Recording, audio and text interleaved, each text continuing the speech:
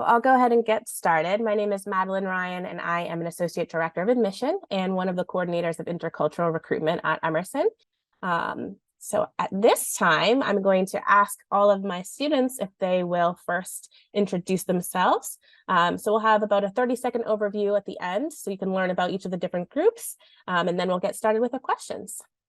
So let's see. Stephanie, if you'll start for us, please. Of course. Hi, everyone. My name is Stephanie Weathersby, and I am a junior creative writing major from Byron, Mississippi, and I am a diversity outreach intern. Hello, everyone. My name is Titus Graves. I'm from Atlanta, Georgia, and I'm a freshman sports comm major, and I'm also a diversity outreach intern. Hello, everyone. I'm Serenity. I am a freshman interdisciplinary major and she, her pronouns. And I'm from Maryland, and I'm excited to be here. Oh, also diversity outreach intern. Hi, I'm Sophia.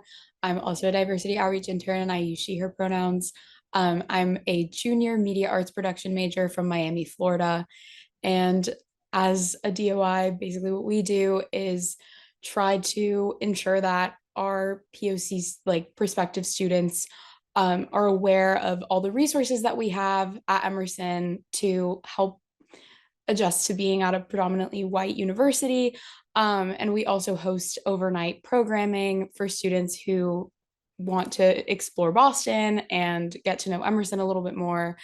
So we have our Chat with the DOI initiative that you can find online, and you could schedule a time to talk to any of us to learn more about Emerson and about diversity, equity, and inclusion. Now we're going to hear from our Dean's Fellows. Hello, everybody. My name is Jacob. I am a sophomore marketing communication major from Dallas, Texas, and I am one of the Dean's Fellows on here to talk to you guys. Hi everyone, I'm Kyoko Ito. I use she, her pronouns. I'm from Japan and I'm a junior VMA major, and I'm also part of the Dean's Fellowship program. Hi everyone, excited to be here with you all. My name is Juwaria. I am a sophomore interdisciplinary studies student, and I'm also one of the Dean's Fellows. The Dean's Fellowship is for racial equity and justice, and there are students from each department within them, and we work to advance racial equity within our departments through courses and other things. And one of our biggest projects is the Teaching on Race, which happened just last week. And so as Dean's Fellows, we help put together workshops with faculty and students to discuss some really important issues and advance these kinds of conversations. Wonderful. Thank you all so much. And if we have our global ambassador joining us a little bit later, so I'm going to, at this time, ask our students who are going to be helping with the Q&A. You can turn off your cameras. So then if you have any questions, as I said, please feel free throughout the presentation this evening or conversation really, to put those questions in the Q&A. And we're going to start with our live questions. So let's see. Can each of you, so maybe Sophie, Jacob, and let's see, can Sophie and Jacob, can you speak about how to get involved in your group? So the DOIs and the Dean's Fellows. Yeah, so to be a diversity outreach intern, you have to apply. It's a paid position at Emerson, which is really amazing. I think you have to be at least a second semester freshman to be able to join our team. But there's always a career fair at Emerson where you can learn about on-campus jobs. So when you get to Emerson, you can attend that and you'll be able to go to like the admissions office table. There's also lots of other different ways that you could get an on-campus job and lots of other different departments. But if you want to be a DOI, go to the admissions office table and you can learn more about applying. You can apply through Workday, which is our platform to apply for an on-campus job. Yeah, and to be a Dean's Fellow, the process is similar, a little different though. Usually applications come in February or March, if I remember. So from what my understanding is, you have to be a sophomore, junior, or senior to apply. So you got to get through that first year, get that Emerson experience. So hopefully you contribute to the fellowship the next year going forward. And although it's not a paid position, you do get a scholarship for being in the program, which is just one of the many perks of being able to help the school grow. And yeah. Wonderful, thank you. And Joaria, can you speak about opportunities that you've had where you can work with campus leaders in planning DEI initiatives? Yeah, for sure. So in my experience as a Dean's Fellow, some things that I've helped out with on campus, one of them has been more recent around candidate search for new faculty for like queer studies and African American studies. And so that has been a really cool opportunity to be able to meet with these candidates one-on-one and bring in more students and actually be involved in the process to decide, who is a right fit for Emerson College. Some other initiatives I've been involved with for DEI. I'm also a part of student government, and so a lot of the events that we host try to include a lot of that like inclusivity, but we also have general assembly meetings that happen where we are able to discuss some of these things. We have a feedback form that's pretty accessible around campus where students put in some feedback and we bring these issues up during our meetings with different administration. So yeah. Wonderful, thank you. And then Stephanie, could you speak to any of the events that Emerson holds to support a multicultural student body that you've been able to participate in? Of course. So, along with being a diversity outreach intern, I'm also the president of Emerson's Black organization with natural interests. And that's just a long way of saying our Black Student Union. So, a lot of times in that position, we just build programming, especially for Black History Month, and just create safe places for Black students. So, but I have seen so many, from like having a line dance class to having a art exhibit at the end of the month. There's so many events going on for multicultural students. Wonderful, thank you. Do you have a favorite one that you've been able to either help host or participate in?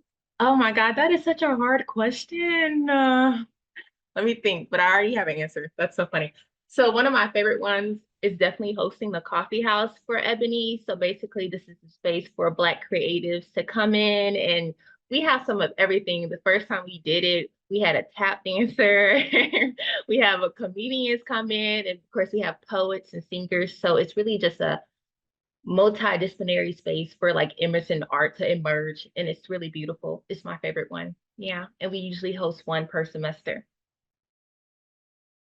I hope we get one coming up soon. I think we were talking about that today, so you might see it on the book soon.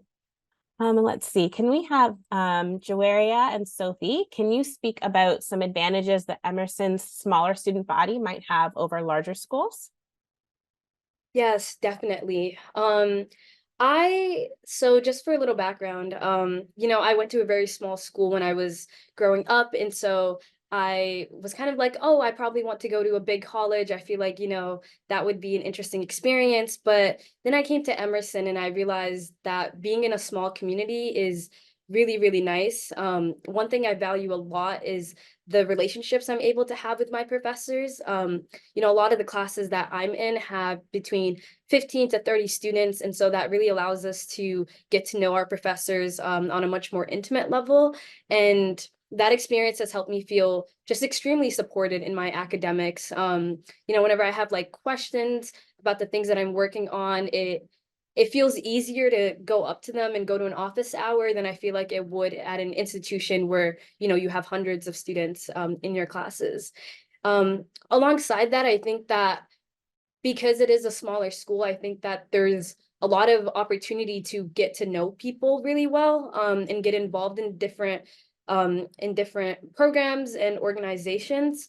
Because of the relationships I was able to build my freshman year, that helped me meet a lot more professors and a lot more students. So I feel very connected with campus and it feels less isolating than having to do the work when you're alone with thousands of students.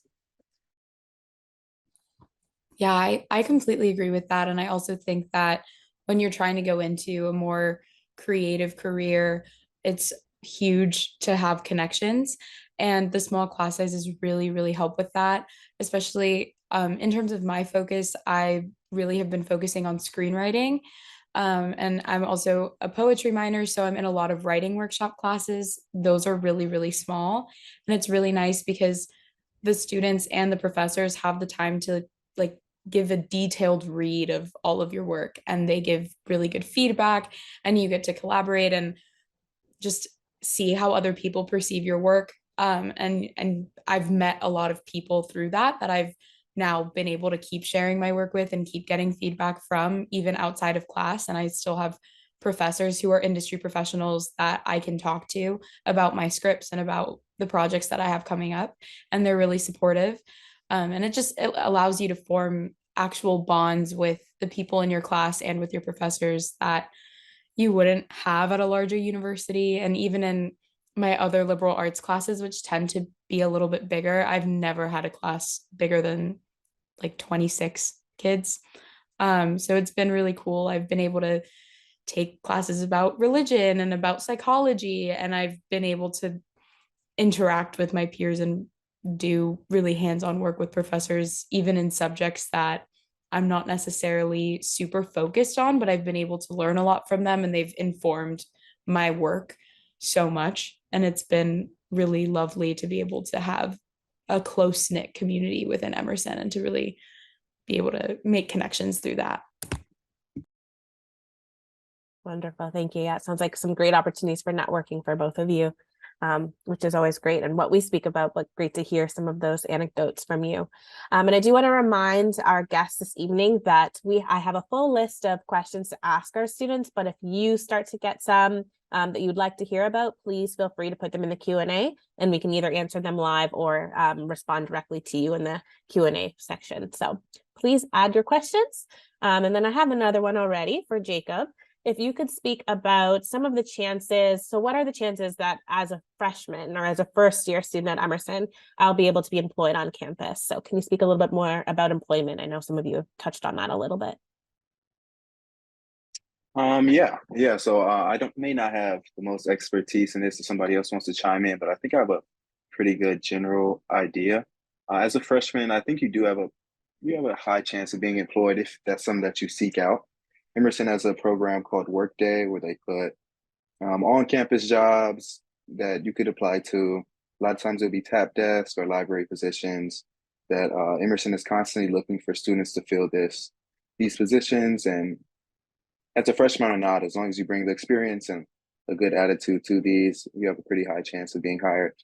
And Emerson also has a program called Handshake. This may not be for like you're applying for a job right away, but I know a lot of students want to get that internship like right out of freshman year, just because it puts you ahead so much over other applicants, maybe your junior or senior year when you really need those positions, like the situation that me and some of the other fellows in here might be needing. So that I know I got an internship last summer, and a lot of my peers did through this platform, through Emerson. They really do a great job helping you find these internships and finding opportunities through that platform, but also through just connecting with faculty as well. Some of the benefits to tie back to the previous question of having small classes and a little bit of a smaller institution is you really get to know your professors on a personal level. Some connect to you more than others, but I've also became close with deans, administrators, the athletic director that have all connected me to opportunities for employment, both on campus and off campus. And that's been great. So as a first year, I think if you really push yourself or really try to find opportunities, you definitely can, both during the school year and during the summer or whatever you're looking for, internships, jobs, on campus, off campus, it's definitely possible. If I could chime in really quick as well, I think one of the best things to do if you're looking to get a job upon arrival pretty much is just as soon as you get there, get on Workday, start looking at what's available. I know IT is typically always hiring freshmen because they want people who are going to stick around all 4 years and not have to rehire. So it's always beneficial to start looking early and to get trained early. The library, the tap desk, like Jacob mentioned, but I also know that the equipment distribution center, the audio annex, the digital film lab, those are all places that look for freshmen specifically. I'm pretty sure because they really just want people who will be able to be trained and stay for the entirety of their career at Emerson, so that there's less of a turnover. So it's good to just get on that pretty immediately because there's a lot of people applying to on-campus jobs. So if you're really on top of it when you get here, you have a higher chance. So just to give a little bit more information too about Workday and the employment process, after you've registered for your courses, you will be able to have access to Workday, to Handshake, so you can use these platforms. I always encourage my students to actually, take some time, look through, read the job descriptions. You could be doing a job that has a similar kind of daily roles and responsibilities, and you could be paid more in a different department. So again, just kind of take your time, find the job and the opportunity that's going to work well with your schedule, but also that's going to be something that you're going to want to put on your resume. So really be strategic about that. And then you'll see some off-campus employers that are also trying to hire Emerson students. So certainly you'll find a lot of postings in the greater Boston area, maybe even a little bit further away if you want to take public transportation, or if you're bringing a car. So you'll have a lot of opportunities there as well. And then while we're on this topic of experiential learning, and before we start talking about study abroad experiences, can any of you who want to, and you can just raise your hand, but did any of you do any research? We had a question that came in the Q&A about research opportunities, or Jacob, if you could expand a little bit more on the internship that you were able to do last year. We'd like to hear a little bit more about that.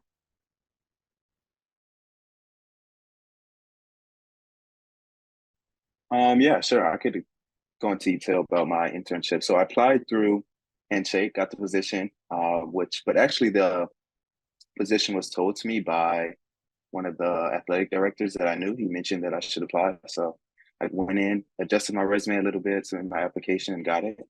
And I'm studying marketing and economics here. And so I worked at a place called Dallas by Definition, which was a marketing firm that operates in Dallas. And so what I would do was I would connect with potential customers and businesses, oftentimes over the phone or telecommunication, email marketing, saying, hey, I think it would be a great fit to collaborate with Dallas by Definition. We could connect you to this audience of people. We could expand your revenue and platform. So that was great and really gave me a lot of experience over the summer that will definitely be valuable.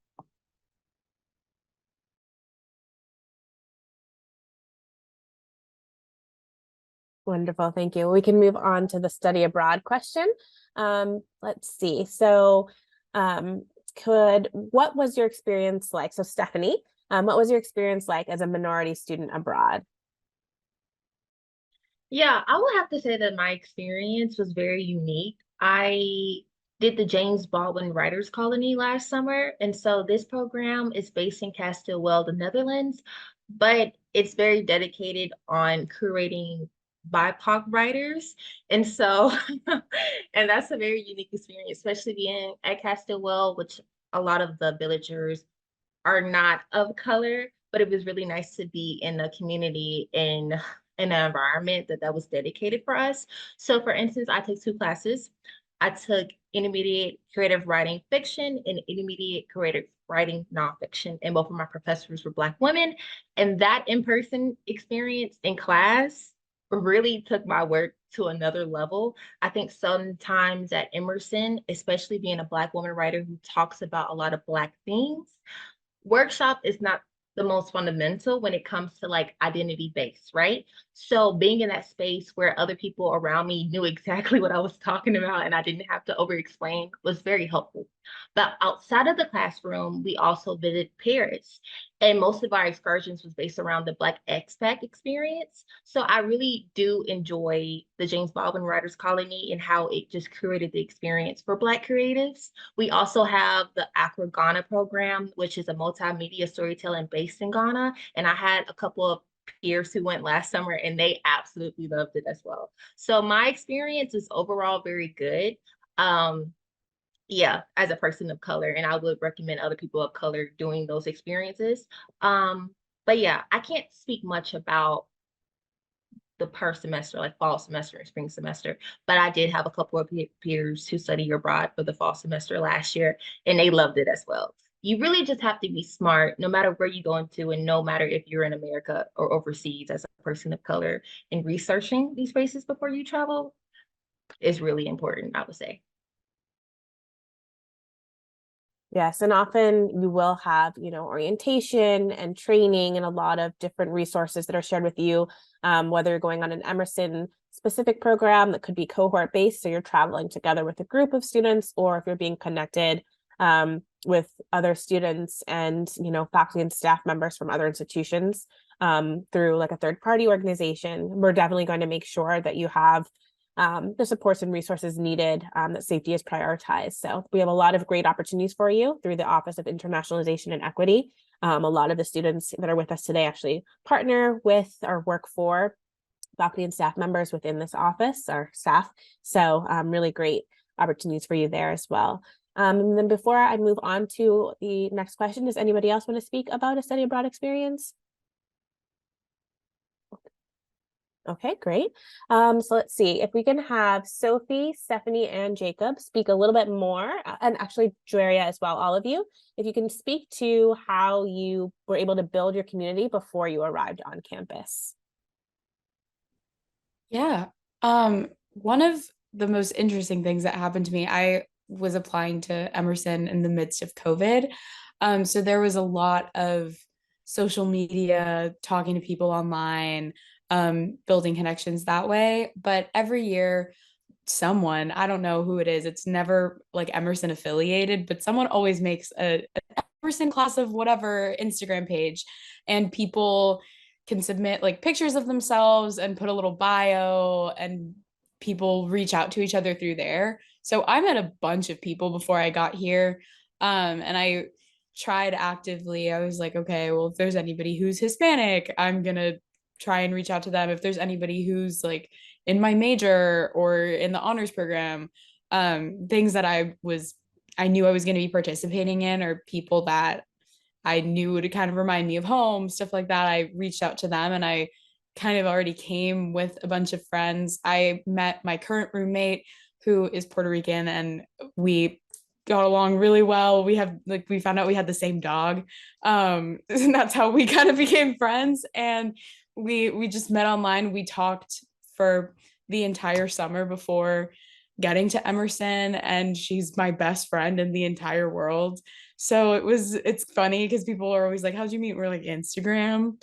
But so it's definitely possible. And I recommend just making sure that you're on that account, and don't be scared to reach out to people. Everybody's super nervous to come and not know anybody. Especially, I know some people do know people, but I didn't know anyone, and I kind of it felt good to come in with people that just I knew would be friendly faces, and that I had spoken to, and that I knew understood me and where I was coming from. So that was really good. And I would say that's probably the best route to go. Yeah, I don't have much to add because that's the exact experience I had. Another thing I was doing on Instagram was like finding students who already went to Emerson. And I definitely I DM'd a lot of students to ask them about their experiences and what things they were involved in. And then through the class page, I met a lot of really great friends that I'm still friends with today. Yeah, I don't have much to add either. Like that was my experience as well, which is so crazy. We really had to hunt for those group chats. So it's really great that there's an app now, Zingme, right? That's like already established for that community. And I know Emerson has an account, and the DOIs are on there too. So if you ever have any more questions, please reach out to us through there. So y'all have it so easy now. We have to do it old school. Crazy. You had to Yeah. fight. You had to get in the trenches of those DMs. Yeah, it sounds like we all had the same experience of reaching out to people online through the class of 26 or 25, whatever Instagram page. I also did that. I was able to meet a lot of my close friends that I still speak to today. But also, I play basketball here at Emerson. So right away, I was able to connect with upperclassmen and, of course, other players on the team.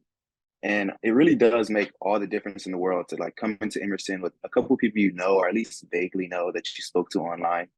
Just because you feel like you have that support system behind you, it kind of lessens up the nerves a little bit. Everybody, of course, is a little nervous when you come, but it made a big difference for me knowing like, okay, I'm not completely alone at this school. There's other people like me. There's other people with similar interests. Yeah.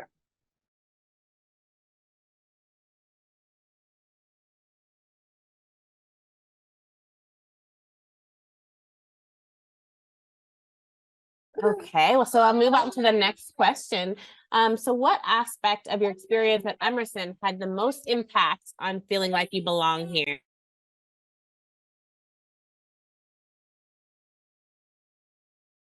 I can start. I have a lot of different experiences that I can go into. Um, I really, really love and value the Marlboro department, the department that I'm a part of. And like Marlboro College closed down in 2020 and then transferred to Emerson College. And so a lot of the faculty ended up transferring over. And one thing Marlboro emphasizes a lot is this aspect, this idea of community. And so the second that I got here, they started hosting a bunch of different events for students to mingle and meet. And that, especially being like a freshman and coming in and having people who were doing the same niche degrees that I was doing and were able to like advise me on the courses to take was really nice. And one thing that we do as an institute is go to Vermont every year to go and visit the old campus and to bond and like build relationships with each other. And I remember doing that my first year. That had the biggest impact on me. It completely changed my perspective of like being here and being able to have people that you spend this time with who can advise you and who are, showing you the ropes was really effective. And yeah, I really appreciate the different ways we do that through our department. Some other experiences, I am involved with our Muslim Student Association, and that definitely also was one of the biggest things that helped me feel like I belonged here at Emerson. I remember coming here and I was a little bit nervous about, spending Ramadan alone, the month of fasting, but immediately our chaplain and our MSA team like took charge of making sure that all the students here felt like they could be supported. Through there, I was able to get connected with some very close friends now who were able to like share meals together during that month. And that felt really, really nice.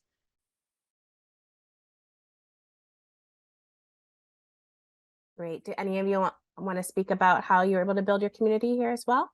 Yeah, I can go next. I have been really intense about film my whole life. I everyone who knows me knows like I'm always working on a project. I always have an idea to do something new. And when I finish one, I just immediately need to do something else or I will go crazy. So something that was really special about getting here was that I would come up with all these crazy ideas and there were just so many people who were like, I want to help you do that. I want to help you make it. I don't care how, like, I'll hold a boom, I'll run errands, I'll go make sure everybody has food, I will sew costumes from scratch. Like, I'll build you an entire church on VFX if you want. And it's been crazy to find people who love the same thing that I love so much and are equally as intense about it as I am and just want to help and just want to create things and build genuine connections while doing so. And I haven't really felt that much of an air of like competition. It's very collaborative. It's people just wanting to help each other and make things together. And it's like I'll direct something and then I'll be holding a boom on my friend's set the next weekend because that's just how it works. And it's been really nice to build community through that aspect of it. And just, yeah, it's crazy to like have ideas that feel really ambitious and just have a bunch of people stand behind you immediately and be like, yeah, we want to help you make this happen. We want to help you leave college with a portfolio that you're proud of and with work that you're proud of. And it's, yeah, that's been that's been it for me. I can also speak on it. I think the number one thing that was helpful for me is to really get involved on campus and organizations. Um, so random, but not really. Like I'm an RA in Piano Row. And the best part about being an RA is to other RAs. I know Juria and Jacob is an RA as well, so y'all can chime in on this. But last year when I was a sophomore, it was my first year, my first semester ever being an RA. And I was so scared and so nervous because Piano Row is an upperclassmen community. I'm like, they're gonna walk all over me, blah, blah, blah, blah, blah, blah. But in the training we do before we arrive to school, I've met so many of my closest friends. And in that group, I met this dude named Ray. And Ray is a VMA major. Yeah, Sophie loves Ray. Everyone They loves are Ray. besties. I love Ray. He graduated last semester, so unfortunately. But he's a VMA major and I'm creative writing, and I don't know much about film, but he invited me to be co-director of his documentary. And so in that experience, it just immersed me into another world that I did not know. But I just learned so much about our community. And so without being an RA, I wouldn't have met Ray. So, and I think that applies with anything you do. So just really be immersed in the organizations and Emerson community and just make it the best thing you can possibly be, you know. Wonderful, thank you. Now we're going to speak a little bit about some of the resources for students. So Jacob, can you speak about Emerson's administration and how they deal with instances of discrimination? Yeah, I can. So most kind of disciplinary actions are taken on by the code of conduct. And what they usually do, they have a conversation with the offender, maybe give them a warning, or maybe even have a hearing with them. But in cases like discrimination, these are things obviously the school wants to put a stop to right away. They have a whole separate department for that called the Office of Equal Opportunity. And this office is unique in that it's specifically for cases of discrimination and harassment. And it's unique in that it's kind of individualized and it's also confidential. And so it's a little separate from the Office of Conduct because it's focused less on, or not less on, but on one side it's focused on disciplinary actions of making sure that the person who committed these actions is taken care of, that they learn from these mistakes. But also on the other side, it's focused on supporting the people or person affected by this. So a lot of times what they do is they even invite people in for meetings that have suffered from these events and have meetings with faculty or staff to discuss, hey, going forward, how can we best support you? Maybe it's through connecting you with other resources, the Emerson Wellness Center, the Healing and Advocacy Collective, or maybe it's through altering your class schedule if necessary, connecting you with the best professors or other things on campus that could help with the situation. Emerson does a great job of taking these things very, very seriously. And I at least appreciate that there's a whole distinct office separate from that of other disciplinary issues to handle this thing. And I also appreciate that the Office of Equal Opportunity only kind of does what the person who reported it incentivizes. Like they're not gonna do anything without your permission. It's how you want to handle the issue, how you want to best go forward. They're gonna best support you in doing that. Wonderful, thank you. And so speaking about that, can you, Sophie, speak a little bit more about how Emerson faculty and staff foster environments of inclusivity at a PWI or so at Emerson? Yeah, absolutely. I have really realized that in terms of the curriculum, we're always learning about POC artists. Like in my global lit class, we just read Persepolis, which is about an Iranian woman and her experience living in war. And like it's been just, we're constantly being exposed to the work and the art of people who like I was never exposed to in high school. And it's been really nice and special to have professors who are also people of color. Like my first year honors seminar, one of my professors, she like really helped me because part of that class was to write a 30-page research paper and you had to be finished with that. And I really wanted to do mine on Hispanic representation in media. And she connected me with other professors who like were knowledgeable on that topic and really made sure that I had all the resources that I needed to be able to like work with people who would understand what I was trying to go for. So there are a lot of resources at Emerson, and the professors for like that I've had at least like really do make an effort to be inclusive in their teaching and make sure that students have like a well-rounded experience learning and that it's not like whitewashing history like that happens a lot in specifically Florida where I'm from. So Wonderful. And can each of you speak about what life is like for you in Boston as a student of color? And we'll start with Stephanie. Oh, okay. Um, for me, Boston was a culture shock because I come from Jackson, Mississippi. And where we're located in Boston is very, very interesting and very different.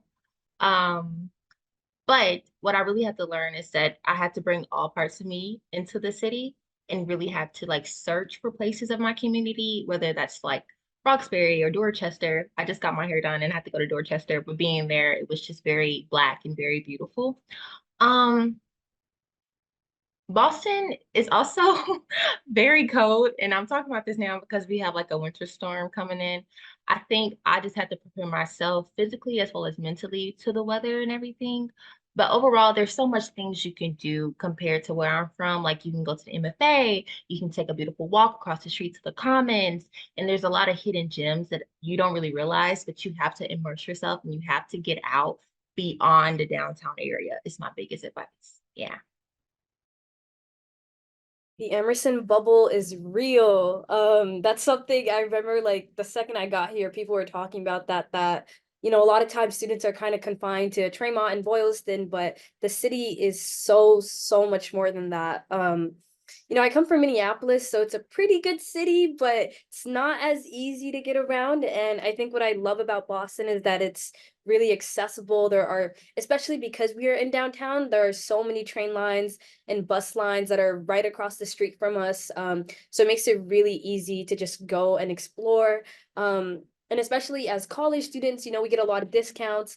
The museums, like Stephanie mentioned, they're all free for Emerson students, which is really nice.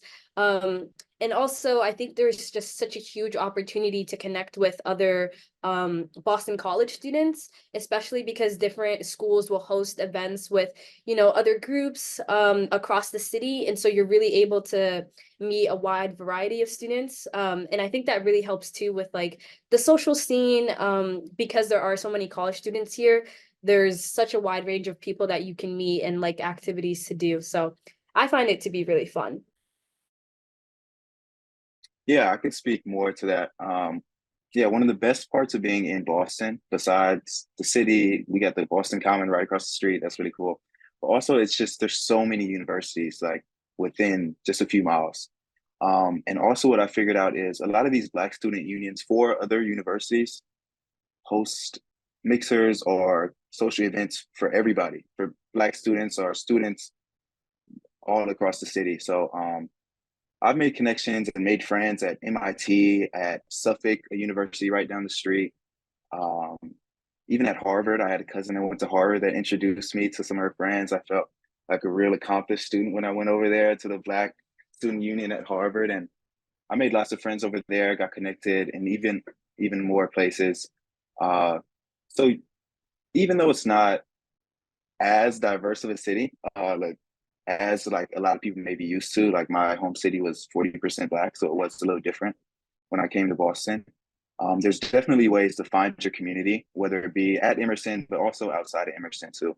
Definitely ways to connect with these people and explore other parts of the city.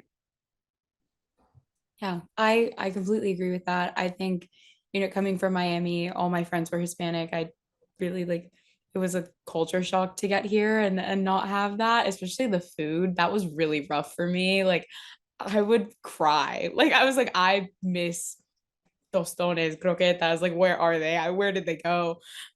So something that, East Boston, if you're looking for good Hispanic food, East Boston has good Hispanic food. But aside from that, something that I found was really nice was just like cooking. Like going to the Emerson kitchens that we have and going to the grocery store, getting the stuff to make the food that I grew up with and like sharing that with my friends who both like knew the culture or didn't. So that was really fun. And there's definitely lots of opportunities in Boston. I like agree with everything that you guys have mentioned. And there is culture here. There are people here. It's a diverse place. Maybe not as diverse as like other places, but you can find it. And you'll get to a point where you don't feel so culture shocked and alone, and it'll be good. You just gotta put in that effort.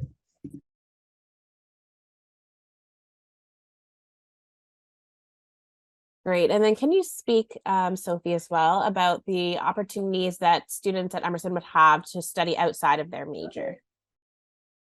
Yeah, absolutely. The liberal arts curriculum is really great here. There's a lot of different ways that you can kind of like cross major. You can also we have so many minors that you can explore. I am double minoring in poetry and religion, and that's been really cool. I switched my minors like 10 times because I've taken a bunch of classes in different subjects and I've been like, oh, I want to do this, and no, I want to do this. And I ended up just sticking with those two because I found professors that I really like, and I've just been continuously taking classes with them. But there's so many classes that Emerson offers and so many different kinds of subjects. I am taking a class right now about Islam, and I was taking a class last semester about psychology, and I've taken classes about science and just like all these kinds of things that have like nothing to do with my major. And it's been really cool to be able to educate myself on that. And if you're applying to Emerson, I would really recommend applying to the honors program. Like it comes with a scholarship, and you also get put on your own path of liberal arts curriculum. And that's been really cool for me because there are 2 research projects in your time in the honors program, and you could pick any topic you want to research. So my first year I did Hispanic representation in media, and now I'm currently working on my big honors thesis, and it's about Catholic women and mental health and stuff like that. So it's been really cool to be able to explore different interests and find different passions and like really watch that carry over into the things that I write and into the films that I make. And I think that's a really special part about Emerson is having those liberal arts requirements that we have to take. You'll have to take them regardless of whether you're in the honors program or not. There's just certain requirements you have to have. So try to find classes that pique your interest. There's so many classes that have really cool names. I'm like right now, one of them that I'm taking is like the body and body politics in contemporary global literature. Like that's super cool. I was like, I don't know what that is, but I'm going to take it. And it's been really fun. So there's lots of options. Wonderful. Thank you. And so my last question, unless any of our guests have more questions, you can put them in the Q&A box and we'd be happy to answer them live. But my last question for each of you, can you speak about an experience that surprised you and you wish more students could experience here at Emerson? So I'm going to make you think for the last one.